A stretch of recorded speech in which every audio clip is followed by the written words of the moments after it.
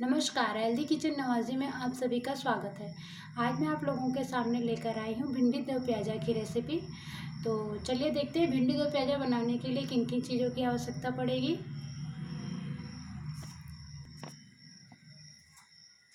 तो यहाँ पे मैंने 350 ग्राम भिंडी लिया था। इसको अच्छे से धोकर मैंने सुखाकर फिर इसके मैंने लगभग 1-1 इंच के टुकड़े में इसको काट कर तैयार कर लिया है। यहाँ पे 3 मीडियम साइज का प्याज था, जिसको मैंने ऐसे बड़े बड़े टुकड़ों मतलब एक प्याज को 4 टुकड़ों में डिवाइड करके और इसको मैंने इसके सारे जो पेटल्स होते हैं उसको अलग कर लिया है। सॉरी। एक बड़ा साइज का प्याज था, इसको मैंने फाइनली चॉप कर लिया है। 2 मीडियम साइज का प्याज है, इसको मैंने पेस्ट बनाकर ले लिया, इसका प्यूरी बनाकर। थोड़ी सी हरी धनिया गार्निशिंग के लिए। 6 से 7 कलियां लहसुन की थी, इसको मैंने क्रश कर लिया है। आधा इंच का टुकड़ा इसको भी क्रश करके ले लिया है। 2 सूखी लाल मिर्च थी, इसको मैंने 2 टुकड़ों में डिवाइड कर लिया है। सूखे मसालों में मैंने खड़े मसालों में यहाँ पे लिया है 3 से 4 काली मिर्च, 1 लौंग, 1 हरी इलायची और 1 छोटा सा दालचीनी का टुकड़ा। हाफ टी स्पून जीरा लगेगा यहाँ पर, सॉरी अजवाइन। हाफ टी स्पून हल्दी पाउडर, हाफ टी स्पून अमचूर powder, half teaspoon red chilli powder. लाल मिर्च अपने टेस्ट के अकॉर्डिंग कम ज़्यादा कर सकते हैं। हाफ टी स्पून गरम मसाला और स्वाद के अनुसार नमक यहाँ पर लगेगा। और यहाँ पे सब्जी बनाने के लिए हम सरसों का तेल यूज़ करेंगे। तो सबसे पहले हम गैस ऑन कर लेते हैं। तो यहाँ पे मैंने गैस को ऑन कर लिया है और गैस पे हम कढ़ाई चढ़ा देते हैं और कढ़ाई को अच्छे से हीट होने दे रहे हैं। जब कढ़ाई अच्छे से गर्म हो जाए तब हम इसमें थोड़ा सा तेल पहले डालेंगे। हमें सबसे पहले भिंडी को थोड़ा सा फ्राई करना है, तो इसे मैं शैलो फ्राई कर रही हूँ।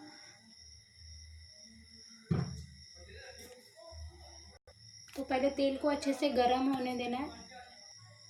तो यहाँ पे हमारा तेल अच्छे से गर्म हो चुका है। अब इसमें हम कटे हुए भिंडी को डाल देंगे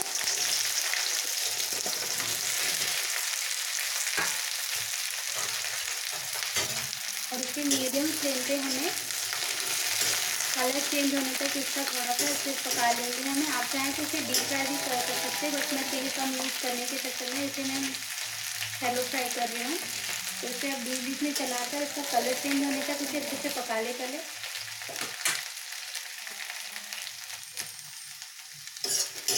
तो यहाँ पे 5 से 6 मिनट में हमारा जो भिंडी है वो फ्राई होकर तैयार हो चुका है। अब इसे हम निकाल लेते हैं।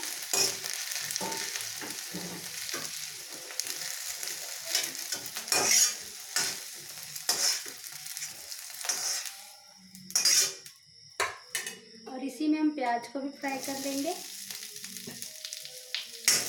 प्याज को हमें तब तक फ्राई करना है जब तक प्याज के ऊपर हल्का स्पॉट ना आ जाए। तो इसमें ज़्यादा तेल डालने की ज़रूरत नहीं, इसको ऐसे ही सौटे कर लेना है हमें 2 से 3 मिनट तक, तब तक इसमें से हल्के हल्के स्पॉट्स ना दिखने देंगे प्याज के ऊपर।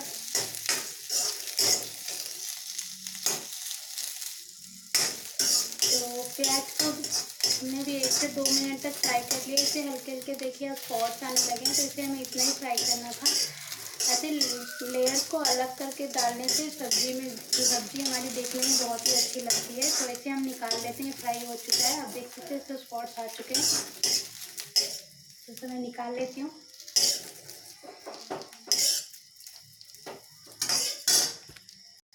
तो हमारी कढ़ाई बहुत ही गर्म है। अब इसमें हम डाल देते हैं लगभग 1 से 1.5 चम्मच तेल। तेल को अच्छे से हीट हो जाने देना है पहले।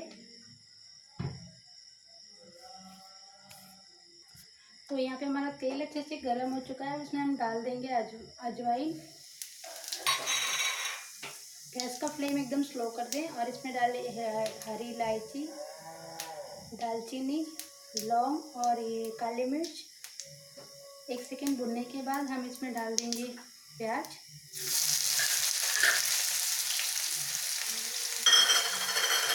प्याज को अच्छे से मिक्स कर दें और और इसे 1 से 2 मिनट तक ऐसे फ्राई कर लेना।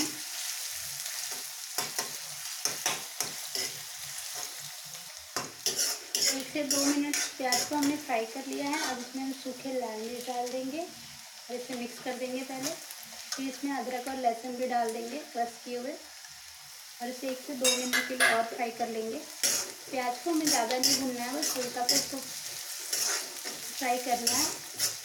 और इसमें मैंने अजवाइन जो डाला है उससे सब्ज़ी का टेस्ट बहुत ही अच्छा आता है। और आप भिंडी की सब्ज़ी बनाएं तो उसमें अजवाइन ज़रूर यूज़ करें, बहुत ही अच्छा फ्लेवर आता है उससे। अब इसे हमें 1 से 2 मिनट के लिए और फ्राई कर लेना है। तो यहाँ पे हमारा प्याज अदरक लहसुन सब फ्राई हो चुका है, इससे ज़्यादा इसको नहीं फ्राई करना है। अब इसमें हम डाल देंगे टमाटो प्यूरी, अच्छे से मिक्स कर देंगे। अब इसमें हम सूखे मसाले ऐड करेंगे।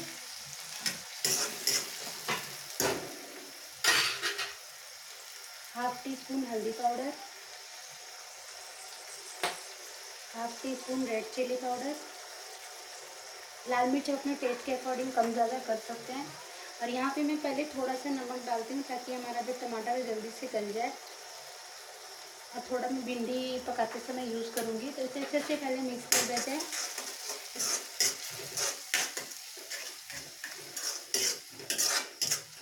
तो अभी इसे हमें तब तक पकाना है जब तक जो मसाला है हमारा टमाटर है वो तेल ना रिलीज़ कर दे। तो वैसे मीडियम फ्लेम पे ढककर पका लेती हूँ 2 से 3 मिनट तक। इसे कवर कर दें और मसाला तेल छोड़ने तक इसे अच्छे से भून लें पहले। तो हम अपना सब्ज़ी चेक कर लेते हैं। 2 से 3 मिनट हो चुके हैं। देखिए हमारा जो मसाला था वो तेल छोड़ दिया और सब मसाले अच्छे से भून चुके हैं हमारा। अब इसमें हम लगभग 1 से 2 चम्मच पानी डाल देंगे। आप पानी की जगह दही भी यूज़ कर सकते हैं अगर आप चाहें तो। इसे अच्छे से पहले मिक्स कर दें। मैंने पानी इसीलिए ऐड किया ताकि जो अब हम सब भिंडी और प्याज डालें उसमें सारे मसाले अच्छे से कोट हो जाएं। तो इसमें एक उबाल आने देंगे पहले। तो इसमें उबाल आ चुका है। अब इसमें हम जो प्याज और ये प्याज फ्राई करके रखे थे भिंडी और प्याज उसको डाल देंगे। ऐसे अच्छे से एकदम मिक्स कर देंगे। हमारा भिंडी और प्याज ऑलरेडी फ्राई किया हुआ है, भिंडी अच्छे से कुक नहीं हुई है, तो इसे हम अच्छे से हमें कुक करना है हमें। तो अब इसमें जो बचे हुए मसाले वो भी ऐड कर देते हैं। तो यहाँ पे मैं लगभग हाफ टी स्पून नमक यूज़ कर रही हूँ। थोड़ा सा नमक मैंने पहले यूज़ किया था, नमक अपने टेस्ट के अकॉर्डिंग कम ज़्यादा कर सकते हैं।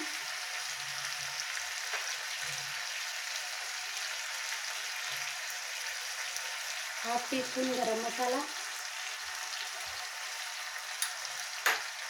हाफ टी स्पून अमचूर पाउडर, खटास के लिए यहाँ पे मैं अमचूर पाउडर डाल रही हूँ। आप चाहें तो इमली का जूस भी डाल सकते हैं या नींबू भी निचोड़ सकते हैं इसमें। आधा नींबू को निचोड़ सकते हैं। इसे अच्छे से मिक्स कर दें पहले।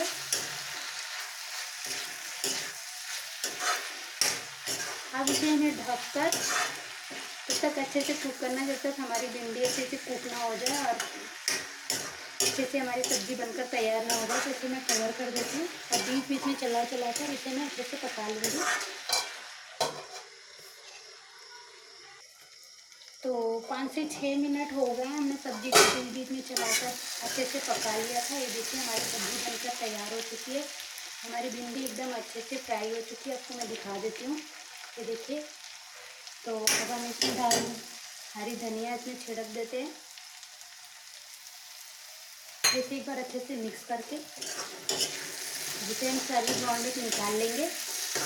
तो सबसे पहले गैस का फ्लेम ऑफ कर देंगे और इसे एक सर्विंग बाउल में निकाल लेंगे। तो इसे मैं एक सर्विंग बाउल में निकाल लेती हूँ।